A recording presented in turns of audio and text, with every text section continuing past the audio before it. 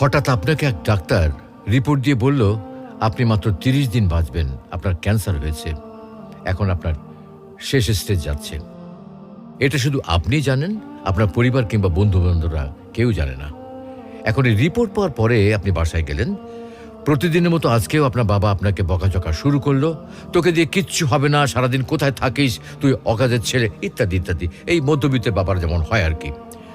তখন কি প্রতিদিনের মতো আজও আপনি তর্ক করা শুরু করবেন, নাকি প্রাণ ভরে বাবার বকাগুলো শেষবারের মতো আরেকবার শুনে নেবেন?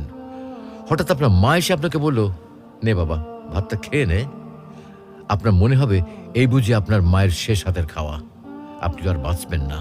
আপনি পরম তৃপ্তি নিয়ে খাবেন এবং আপনার কাছে মনে হবে এটা আপনার শ্রেষ্ঠ খাবার, যদিও ডাল ভাত হোক না কেন। আপনি বের হলেন, পুরনো এক বন্ধুর সাথে দেখা, আপনি যাকে মোটেও সহ্য করতে পারেন না, সবসময় তার সাথে কথা কাটাকাটি হয়, আজকেও সে আপনাকে কিছু কথা শুনিয়েও দিল। আচ্ছা, এখন কি আপনি তার সাথে তর্ক শুরু করে দেবেন? মোটেও না। আপনি হয়তো তাকে জড়িয়ে ধরবেন এবং বলবেন, দোস্ত ভালো থাকিস।